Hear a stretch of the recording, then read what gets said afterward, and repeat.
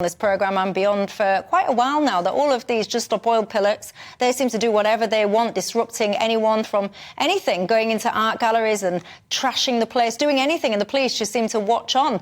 And I've noticed a few times now over these last few days that actually there have been arrests, there have been quick, rapid responses, and it makes me very happy indeed.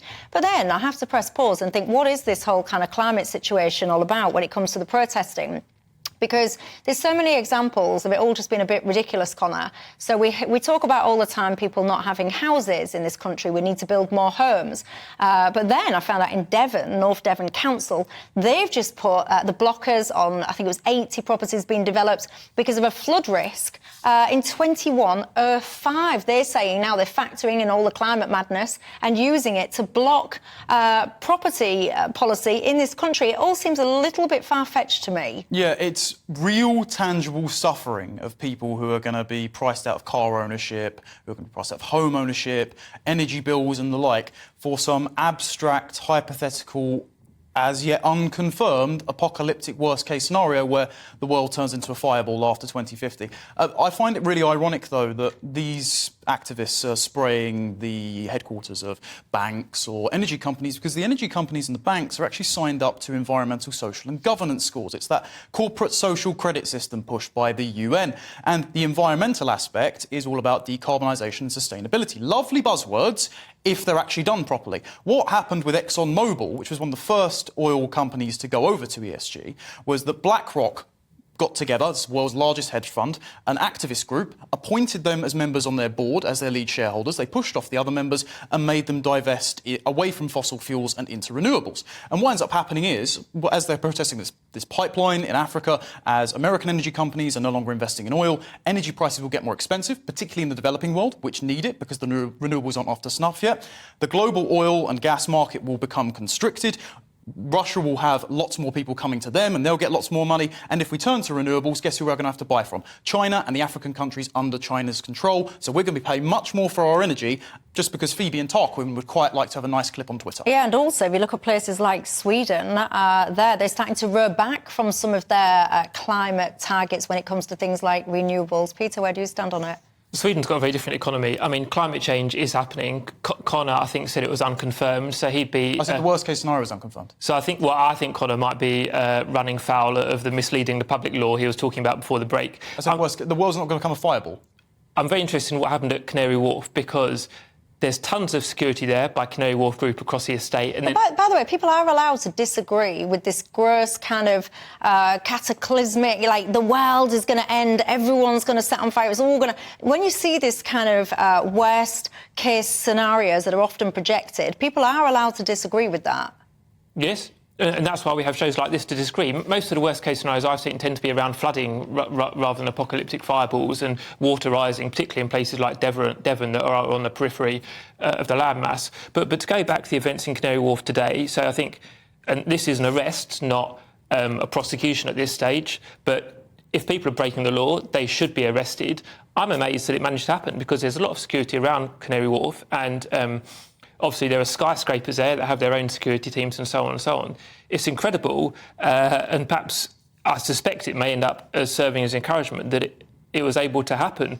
27 protesters, one newspaper calls them eco-zealots, but 27 protesters being able to get into a big energy company and do a protest is baffling that it happens. The real worry to me is actually people lying down on the road, stopping vehicles and particular ambulances to make a political point. Because if that ambulance is going to save someone who's had a heart attack and is someone you love, you don't want them being stopped by a political gesture. Well, I think it's great that they've been shoved out of the roads now, and I think it should have happened a long time ago. But what's going on over in Labour land about this? Because at once upon a time there was this £28 billion commitment, this promise that was going to be spent all year or every year, whatever it was, on green stuff. There's been a bit of a U-turn on that. So what's going on? That's right, and I think Labour has done the right thing.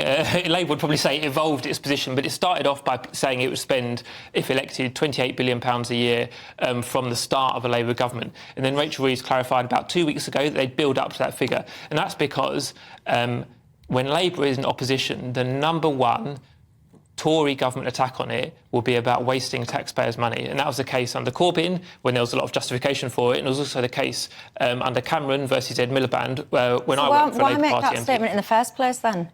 Well, I think the defence put forward by Rachel Reeves, which is fairly reasonable, is that when they made that pledge, the economy was in quite a different position. And as you alluded to earlier, we've now got very high inflation. I thought it was made in 2021 or something, wasn't it? But now we have very high inflation and we have a stagnating economy. We've got 2 more years of economic data and we can see the economic recovery from COVID. Let's not re-enter that discussion, but the bounce back in GDP is incredibly slow. You're a trusting man, Peter, because I don't give people the credit and go, oh, yeah, you made this statement. Oh, no, actually, we'll give you the benefit of the doubt because the economy's evolved and all the rest of it. Because in 2021, the economy wasn't in great shape anyway. And I think people just say stuff to almost kind of curry favour. So they know that for a lot of people, not everybody, but for a lot of people, the green stuff, the climate stuff, it is right on people's agenda. So they throw out, oh, yeah, we're going to be the UK's first green chancellor or whatever the sentence was, because then they know that people will stop there and go, yeah, I'll tick that box. And actually, when you start drilling down and picking apart the detail, it doesn't stack up. And they know it doesn't stack up. Well, it was nearly 10 years ago that David Cameron said he wanted to lead the greenest government ever, but then when they were behind on their deficit reduction targets, said it's time to cut the green CRAP, if you can say that at this time of night. So politicians, particularly Conservative ones, I think, they talk a good game on environmental matters, but then end up in a trade-off over public spending because green policies tend to be expensive in the short term, even if they're good for us in the long run. But a lot of people don't buy into this. A lot of people at home, you mentioned economic, turmoil. People are struggling to live their life at a good standard at the moment. They're having to make, compromises and restrictions everywhere on all different aspects of life. And they don't sit there and go, well, actually, yeah, I want to reinstate this green levy on my bill because of X, Y, Z. A lot of people, I think, you tell me if I'm wrong, a lot of people, I think, are not bought into this being the overriding priority. I'd love to jump in on that. So a few points. First of all, Peter, it's funny that you're saying I'm misleading the public. I don't know if you're familiar, mate, but I spent over 2 years in energy policy before I was in this game, and I actually helped the government inform them on their nuclear energy financing bill so we can get more nuclear power plants. And I agree with you, I'm very annoyed by the coalition government because there's an old clip that's floating around recently where Nick Clegg turned around and said, oh, there's no point investing in new nuclear power plants because they won't be online until 2022. Oh, thanks, mate. We really could have done with that right now. As for the burning fireball point, that's not an exaggeration because one of the leading climate voices in the world is Alexandria Ocasio-Cortez, former barmaid, now congresswoman, who said the world's going to end in 12 years if we don't address climate change. Now, this was then jumped on for her Green New Deal policy, and Green New Deal has been a call replicated by the EU, South Korea, Canada, and yes, Labour's own party base. As for the flooding concerns, the flooding thing is going to be easily ameliorated by innovation rather than making us stop eating cows or driving cars or whatever. Look at Bangladesh, where they're constantly flooded. They imported over technology from the Dutch and they've reduced flooding deaths. And in the last 100 years, natural disaster deaths has fallen by 99% because of technology. The last point, Labour trying to make a 2030, not 2050, so it's even worse, 2030 fully renewable, publicly owned energy grid.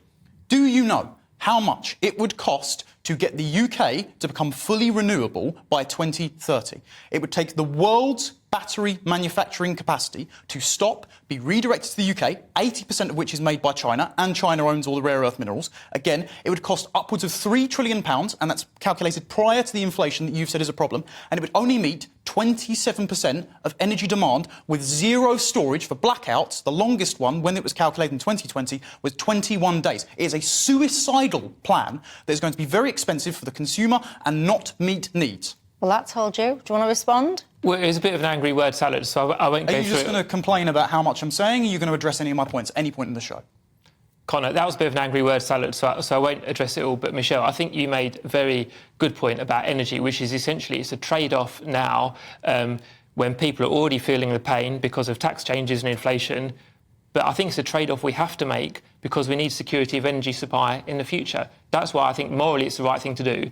And there's a huge debate, as Connor's kind of diatribe just showed, but actually you've got the leaders of the 4 main political parties committed to net zero. So I think the target's going to stay whether people like it or not. Well, but should it, though? Do you agree with it? Times have changed, haven't they? Because I know it was in many of the referendums in the manifestos in 2019, but life has moved on since then. So would you still support net zero if you were asked at the next general election? Would you like a referendum on it? What do you make to it all? Is it one of your priorities or not? And perhaps, I've had my viewers, some of